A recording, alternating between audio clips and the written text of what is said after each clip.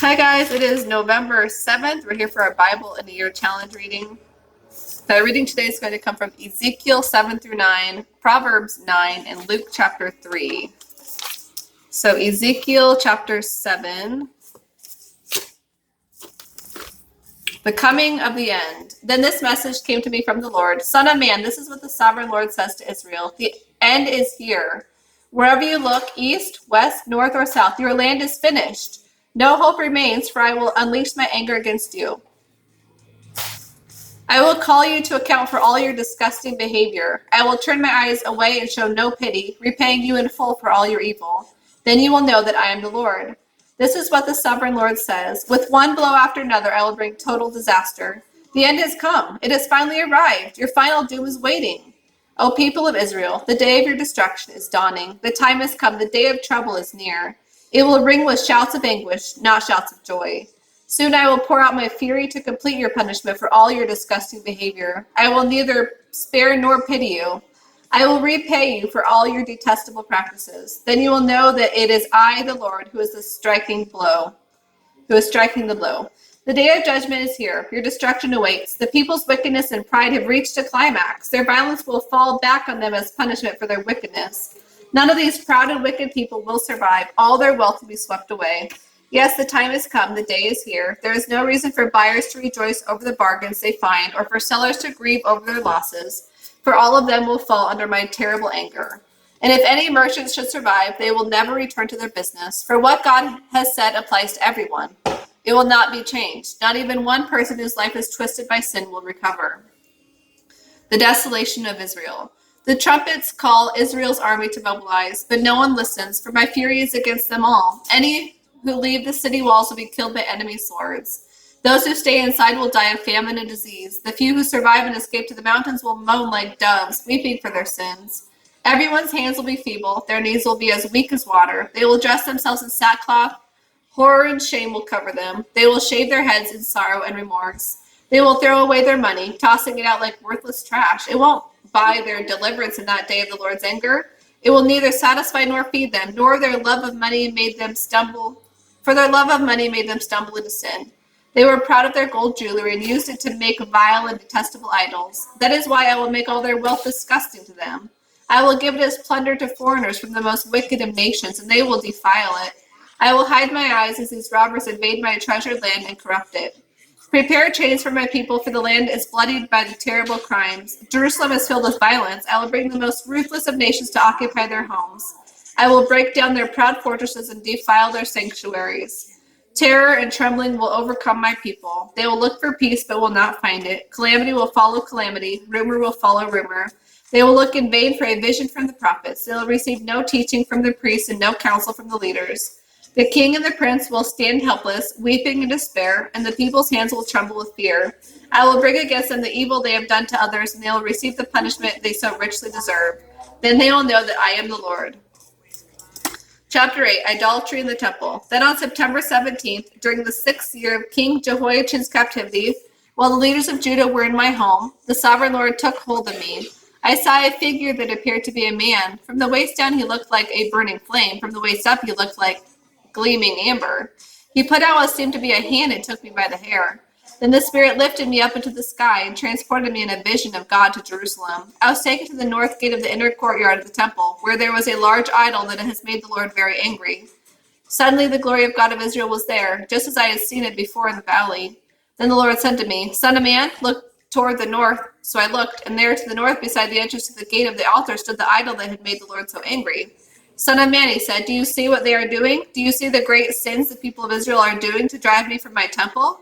But come, and you will see even greater sins than these. Then he brought me to the door of the temple courtyard, where I could see an opening in the wall. He said to me, Now, son of man, dig into the wall. So I dug into the wall and uncovered a door to a hidden room. Go in, he said, and see the unspeakable wickedness going on in there.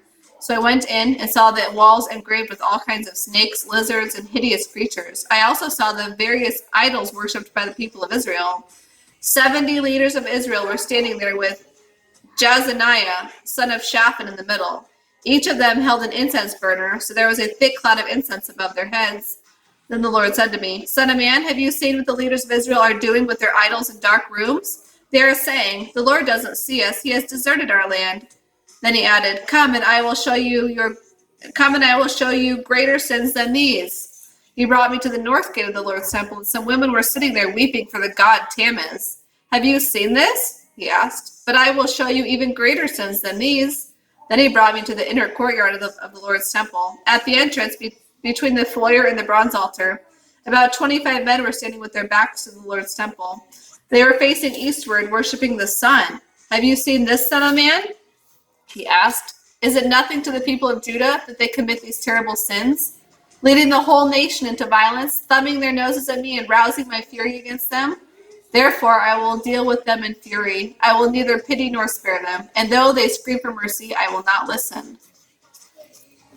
Chapter 9, a slaughter of idolaters. Then the Lord thundered, Bring on the men appointed to punish the city. Tell them to bring their weapons with them. 6 men soon appeared from the upper gate that faces north, each carrying a battle club in his hand. One of them was dressed in linen and carried a rider's case strapped to his side. They all went to the temple courtyard and stood beside the bronze altar. Then the glory of the God of Israel rose up from between the cherubim where it had rested and moved to the entrance of the temple. And the Lord called to the man dressed in linen, who was carrying the rider's case. He said to him, Walk through the streets of Jerusalem and put a mark on the foreheads of all those who weep and sigh because of the sins they see around them. Then I heard the Lord say to the other men, Follow him through the city and kill everyone whose forehead is not marked. Show no mercy, have no pity. Kill them all, old and young, girls and women and little children.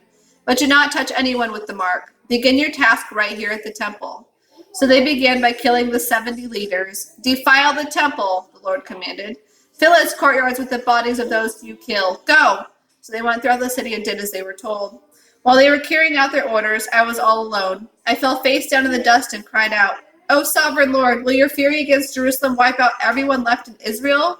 Then he said to me, The sins of the people of Israel and Judah are very great. The entire land is full of murder. The city is filled with injustice. They are saying the Lord doesn't see it. The Lord has forsaken the land. So I will not spare them or have pity on them. I will fully repay them for all they have done. Then the man in linen clothing who carried the rider's case reported back and said, I have finished the work you gave me to do. Okay, now Proverbs 9.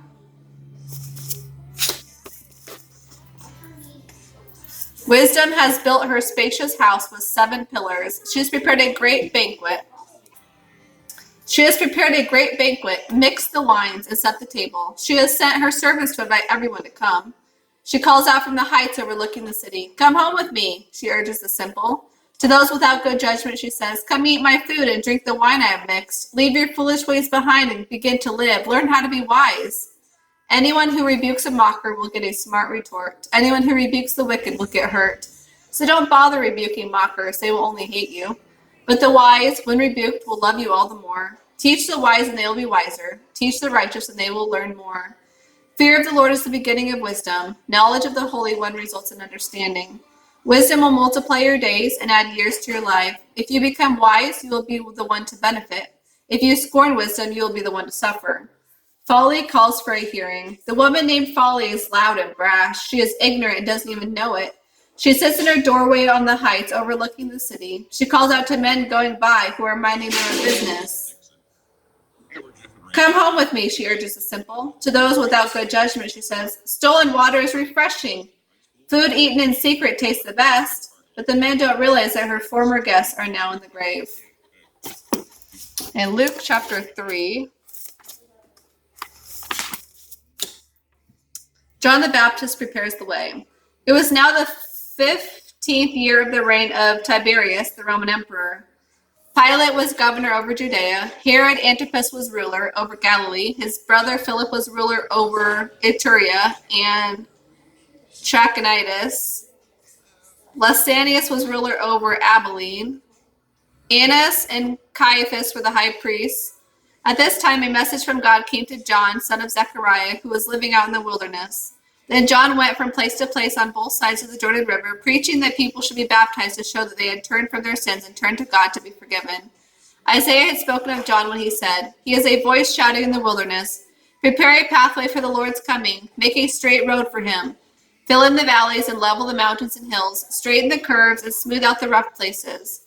and then all people will see the salvation sent from God. Here is a sample of John's preaching to the crowds that came for baptism. You brood of snakes, who warned you to flee God's coming judgment? Prove by the way you live that you have really turned from your sins and turned to God. Don't just say we're safe, we're the descendants of Abraham. That proves nothing. God can change these stones here into children of Abraham. Even now, the axe of God's judgment is poised, ready to sever your roots. Yes, every tree that does not produce good fruit will be chopped down and thrown into the fire. The crowd asked, what should we do? John replied, if you have 2 coats, give one to the poor. If you have food, share it with those who are hungry. Even corrupt tax collectors came to be baptized and asked, Teacher, what should we do? Show your honesty, he replied. Make sure you collect no more taxes than the Roman government requires you to. What should we do? Asked some soldiers. John replied, Don't extort money, and don't accuse people of things you know they didn't do, and be content with your pay. Everyone was expecting the Messiah to come soon, and they were eager to know whether John might be the Messiah. John answered their questions by saying, I baptize with water, but someone is coming who is greater than I am. So much greater than I am, I'm not even worthy to be his slave. He will baptize you with the Holy Spirit and with fire. He is ready to separate the chaff from the grain with his winnowing fork. Then he will clean up the threshing area, storing the grain in his barn, but burning the chaff with never-ending fire. John used many such warnings as he announced the good news to the people.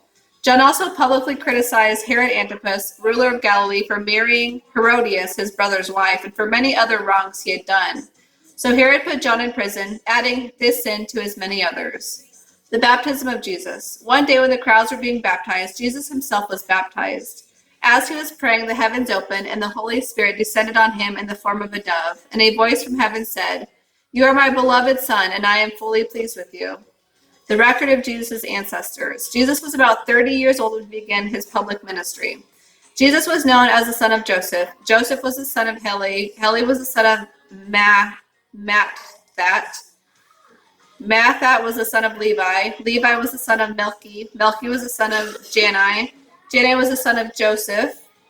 Joseph was the son of Mattathias. Mattathias was the son of Amos. Amos was the son of Nahum. Nahum was the son of Esli. Esli was the son of Nagai. Nagai was the son of Math. Math was the son of Mattathias. Mattathias was the son of Semin. Semin was the son of Joshik. Joshik was the son of Joda. Joda was the son of Jonan. Jonan was the son of Ressa. Ressa was the son of Zerubbabel. Zerubbabel was the son of Shealtiel. Shealtiel was the son of Neri. Neri was the son of Melchi. Melchi was the son of Addi. Addi was the son of Kosam. Kosam was the son of Elmadam. Elmadam was the son of Ur. Ur was the son of Joshua. Joshua was the son of Eliezer. Eliezer was the son of Joram. Joram was the son of Mathat. Mathat was the son of Levi. Levi was the son of Simeon. Simeon was the son of Judah. Judah was the son of Joseph. Joseph was the son of Jonam. Jonam was the son of Eliakim. Eliakim was the son of Meliah. Meliah was the son of Menah. Menah was the son of Mattatha. Mattatha was the son of Nathan. Nathan was the son of David. David was the son of Jesse. Jesse was the son of Obed. Obed was the son of Boaz. Boaz was the son of Salmon. Salmon was the son of Nahshon. Nahshon was the son of Amminadab. Amminadab was the son of Admin. Admin was the son of Arni. Arni was the son of Hezron. Hezron was the son of Perez. Perez was the son of Judah. Judah was the son of Jacob. Jacob was the son of Isaac. Isaac was the son of Abraham. Abraham was the son of Terah. Terah was the son of Nahor. Nahor was the son of Serug. Serug was the son of Ru. Ru was the son of Peleg. Peleg was the son of Eber. Eber was the son of Shelah. Shelah was the son of Canaan. Canaan was the son of Arphaxad. Arphaxad was the son of Shem. Shem was the son of Noah. Noah was the son of Lamech. Lamech was the son of Methuselah. Methuselah was the son of Enoch. Enoch was the son of Jared. Jared was the son of Mahalalel. Mahalalel was the son of Kenan. Kenan was the son of Enosh. Enosh was the son of Seth. Seth was the son of Adam. Adam was the son of God. That's all for today's reading. We'll see you next time.